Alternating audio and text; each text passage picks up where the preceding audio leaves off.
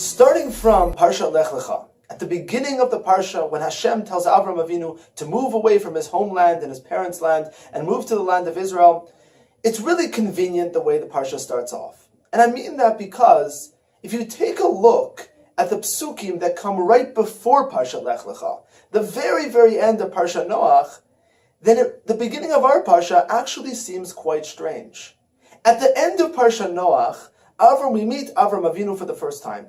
Avram and his father Terach go on their way to the land of Canaan.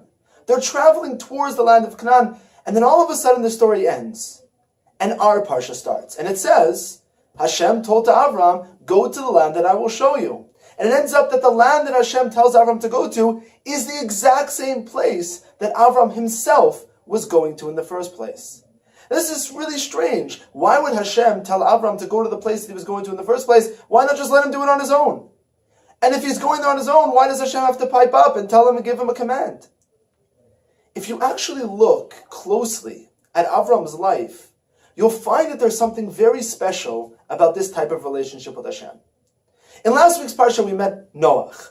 Noach, throughout the entire first half of the Parsha, is an obedient servant of Hashem.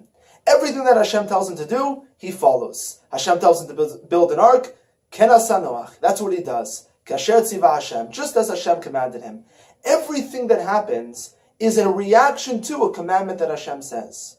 All of a sudden, we meet Avram Avinu, which lives in a very different type of relationship with Hashem. Not just a relationship of obedience, but a proactive relationship, where Avram is able to do Ratzon Hashem, the will of God, from his own volition in an own proactive way.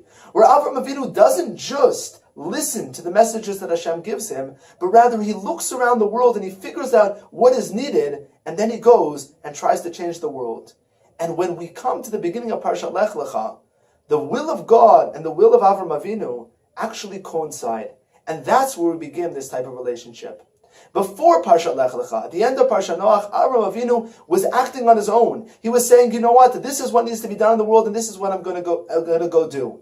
In this week's Parsha, Hashem's commandments and Avram's proactive nature meet together, and it builds the relationship that is the foundation of Jewish life for all history to come.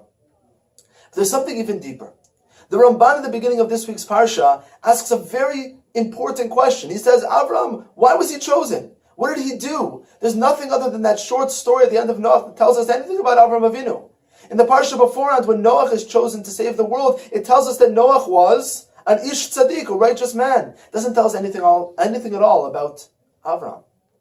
The Zohar, and the Sfat Emin explaining this Zohar, brings a brilliant understanding to this idea.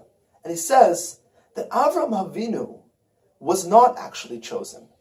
So what happened? The Zohar tells us that at every day, at every moment of every hour, to every individual in the world, Hashem says, Lech Lecha, go. What was special about Avraham was he was the first one that opened up his ears and listened. Hashem is calling on all of us at all times. The world around us, if we just spend a few moments looking at the world and trying to figure out what Hashem wants from us, what our purpose is, we will find it. The world needs us to be proactive about building a better world and bringing Hashem down to this world. That's what we have to be looking for. We don't need to be chosen, because really, Hashem has already chosen us already. What was special about Avraham Avinu was that he realized that he was chosen and that we are chosen, and he went along with what he felt had to be done. That's the beauty of Avraham Avinu, and that's the foundation for the Jewish people's relationship with Hashem. Shabbat Shalom.